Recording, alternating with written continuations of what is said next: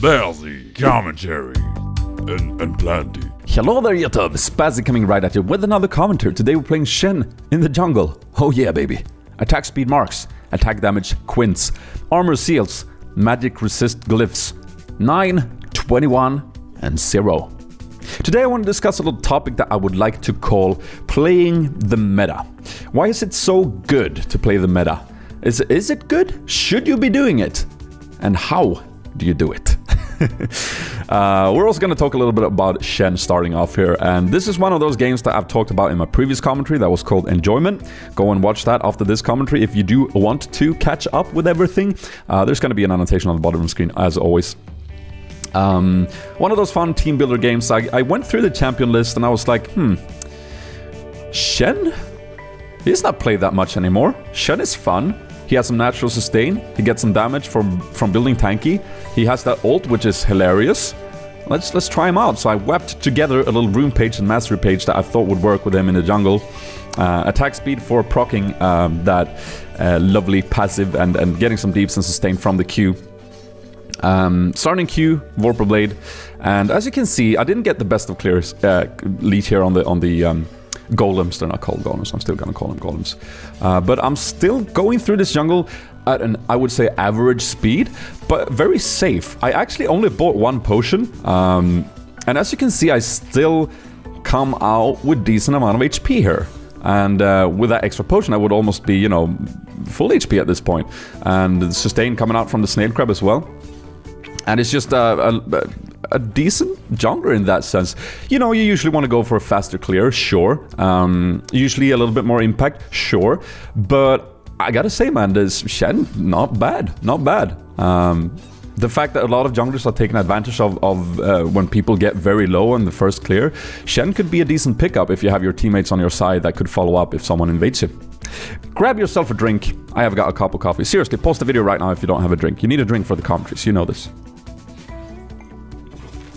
Delish. Going for a little gank top. Not the successfulest list of ganks. But, you know. Looks like Nidalee didn't go for a blue yet, so that's fine. I could probably have taken that blue. Didn't know she wouldn't go for the blue. Ahri's gonna commit, use everything to get a kill mid, so I'm gonna try and look to gank it. And we are gonna be buying that attack speed dueling jungling upgrade. And if you would want to go for this, go around this all seriousness, you would probably go... Well, I do still think that that is a good pickup, because you're going to build a little bit of damage, and that's going to be your only damage that you're building, and then you can go tanky. And, you know, attack speed is going to be nice on Shen for clearing that jungle, speeding up the process a little bit. You're also going to be having a nice little symbiotic experience when you smite someone that you taunt, because they will get that true damage going on them, and you're going to keep them locked down, and it's going to be overall noise. And then you can build tanky, because a lot of the clear speed comes from your passive, which does increase in damage when you build HP, which is noise. So here I am looking for Ahri. Nidalee comes in. I do want to go for Nidalee, but I completely whiff the taunt on her. I still am going to smite her and put the deeps on top of her and, you know, ping her like crazy and follow up with a little Vorpal burp, and that's a kill. Lovely. Great job. I see it's just a lot of damage. Nice little help there, just making sure that I don't die. Would prefer to have picked up that kill as well, but yeah, took a turret hit, I think, so But you know, let's bring the discussion onto the topic of today, shall we? Playing the meta. Yeah, we've all read the articles. You know, you want to see the maximum success in solo queue, you want to be playing the meta. You want to be playing the champions that are the strongest at the moment, and you want to learn them and master them. And before I go into this, I am going to speak mostly about the pros in doing so. But I just want to say, and I probably will come back to this as I discuss this. In my opinion, mechanics on a certain champion always trumps meta picks. And picks that are in flavor of the month, okay? Let's say you're one of those people that go like, you know what? I'm going to become a Veigar mid-main. I'm going to be playing Veigar every time I get the chance. I'm going to try and master all the other roles, you know, one character and all the other roles as well, so I can fill. But when I get mid, I'm going to play Veigar, and I'm going to play him good. Seriously, if you commit to that, and if you do that, you're going to see more success on Veigar than you're going to be on playing Ahri when she was, you know, as strong as she was when she got the buff. Okay, that's just how it is in my opinion, and I think that you should never sacrifice your personal mechanics for playing the meta. That being said, nice little ult there. Here comes the ult play. Oh, this is so lovely. He goes in, he commits, we get a little kill on Aripu. Lovely. That's nice. That's nice. That's why I picked Shen up in this game. I just wanted to ult people, jump in, and be unexpected. It's so nice being that shinobi. And speaking of the shinobi, the Shen, derp taunt and missing the pink. Well played, well played. Shen is going to be a good example of one of the pros of playing the meta. I am obviously not playing the meta right now in this game, and you're going to see one of the things that I want to, you know, mostly bring up. Because, sure, there's an overall thought when it comes to the meta from the influencers, the pro players, and also the general community that these champions are the strongest. They're the best at what they do at the moment. For instance, you know, Nidalee jungle became a thing. She's insane at the clearing. She can do potent ganks very early, and she just snowballs into a lot of damage and hurdy-dirty. And while this is certainly true to some extent, there is also a fact of playing the meta that I find to be probably one of the most potent things about playing the meta. Look at that taunt smite damage and Azir. Unfortunately, we don't grab the kill. And what is that then? Well, it is the fact that people that you are playing with are on board with what you're playing. League of Legends is a team-based game. What? Yes, it is true. You have to succeed. In order to succeed, you have to be successful with 4 random people on the internet. What do you know? This is the reason why solo queue can be a frustrating experience for a lot of people. You might have an idea, you might fulfill that idea, you might commit to that idea, and you'll have 4 other people who doesn't do it. And this will result in a loss. As you can see there, I played it very badly. It took 2 turret hits before I actually committed. That was really terrible. And you know, it is an understandable situation, and it is a frustrating experience. Now, when you play champions that people are used to playing with, you'll usually see less of that frustration pop up. And it's gonna be very clear to you guys in this game. I'm playing Shen in the jungle. I don't know, I don't think I've had a Shen in my jungle for 6 months. Of playing this game. Like, seriously, I just don't get that, okay? So what you'll see here is what I would like to see is I would like to see my teammates go a little bit more ham. We have 2 awesome characters for that in our setup. We have an Azir, we have a Rek'Sai. 2 champions that can commit and at a high risk deal out a lot of damage. Perfect with the Shen combo. I ult in, I protect them, I grab the taunt, and I, you know, make sure that their commitment results in profit. Right? However, you're gonna see, for instance, right here, I mean, naturally, he should be running, but if he wouldn't have been expecting my ult, he could have committed there, and he would have been in range to knock Nidalee up, and we could probably have gotten a kill. Although that was a bad commitment from me, I shouldn't have flashed because his E wasn't a cooldown. We're gonna skirm this out a little bit. I see that Nasus wants to, I don't know, he wants to wither me once more, so I'm gonna just try and bait. Nidalee's gonna land a spear, and I'm just like, okay, if she goes in on this, I'm committing, and I'm hoping that Rek'Sai follows. And surely enough, she actually missed her little damage, and we follow up, and minion block, damn it. Little Vorpal Blade maybe for the finish. Katyush. There we go. Perfect. Taking a sip of that coffee. But as you will see, people will not really commit and not play like they have a Shen on the team. What you would see if Shen was in the meta is you would see a lot more people looking at that portrait up to the left, seeing if that green ploop is lighting up, because that's how it was back in the day when Shen was truly in meta top lane, when he was being played all the time. You would constantly be looking at that green blob, and if it was blinking green, you would go ham, and it would usually result in kills. Or plays that was fun.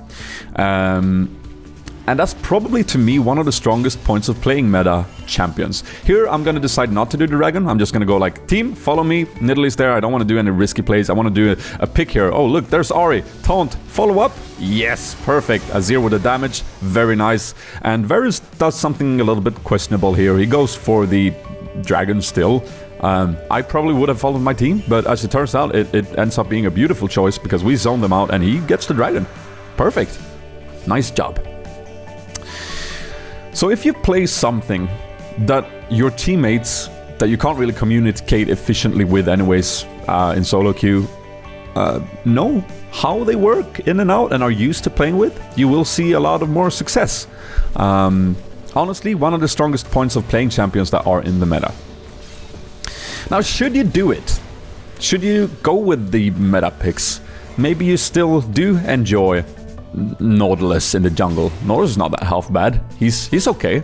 You probably see more success in solo queue. Well, most people that are higher up might play a Vi instead, because Vi has way more damage and can carry the game. So should you do it?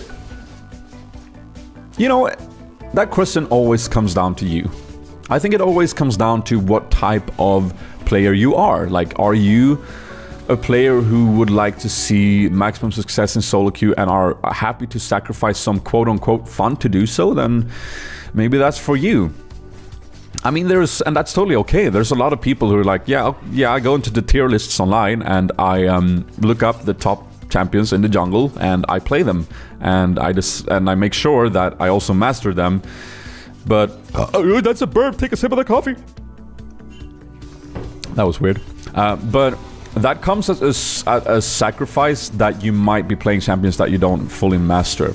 And the skill at that point is going to be to master them as quickly as possible to get the maximum amount of solo queue time in before they get nerfed or changed or whatever, and you have to look for the next pick, right? Now, usually the meta in League of Legends is pretty stale. I mean, stale, is that a word? I don't know. It's pretty non-fluctuant. It's not like every other week there's another pick in the jungle that you have to master if you're playing jungle. Now, this is a nice commitment. Well done. That was masterfully done.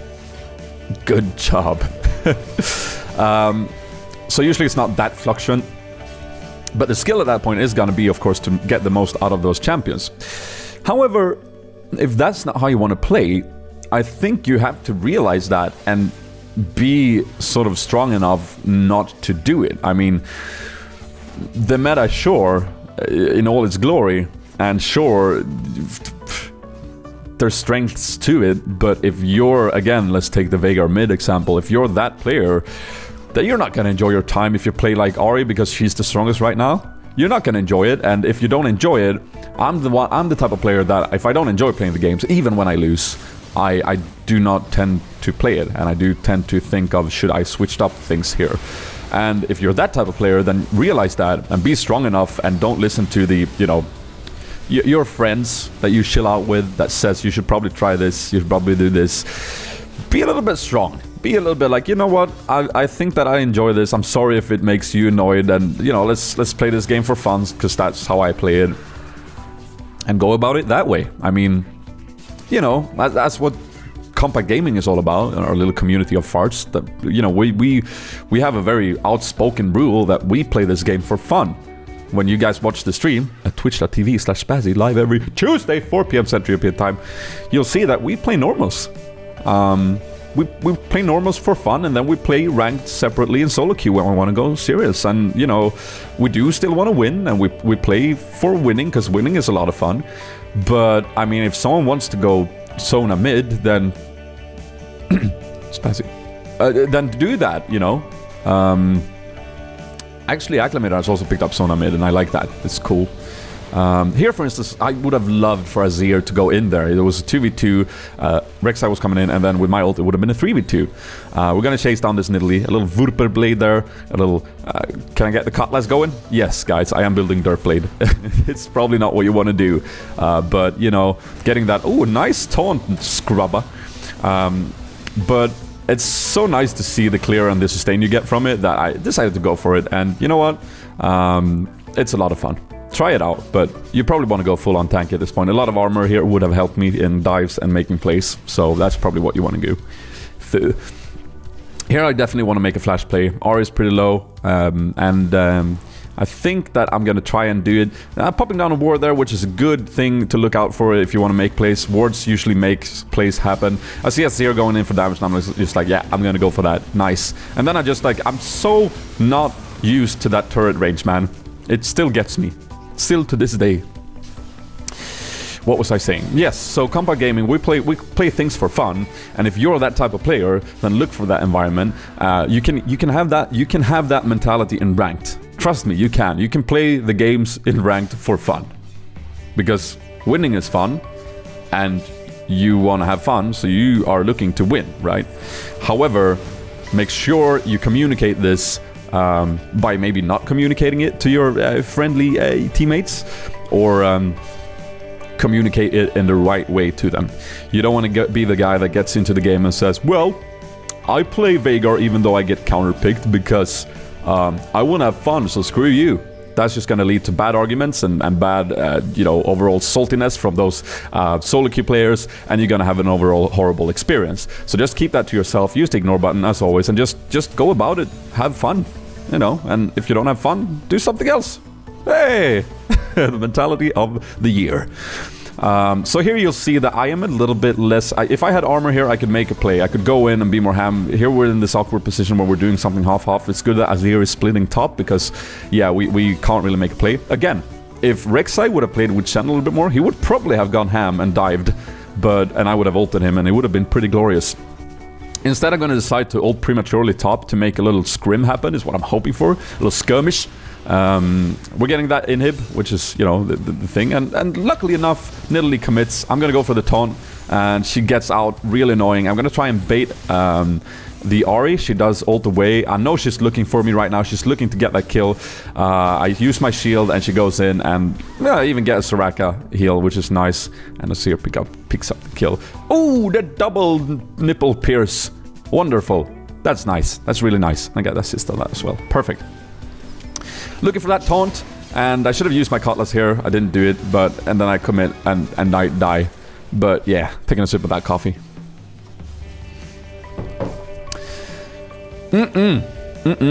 So, yeah, we could probably have finished the game if I didn't die, but we're gonna recall, they're gonna pick up a kill on Varus, the rest of us gonna get out, and then that's gonna be it. But Shen, pick him up, guys, if you are like me and want to play champions because they have fun ults. Be a little bit smart about it, think about your opponents, and still try as hard as you can to win, and I'll guarantee you'll have some fun. And play the meta if you want to play the meta. If it is for you. Flash taunt going in. Commitment cream. Here we go. And no kills. But 2 ults blown, that is probably going to mean... well, that is going to mean that this is going to be a pretty easy siege for us. And I'm just going to zone as much as I can while my teammates pick up the turret. And then we're going to... nice taunt. Awkward.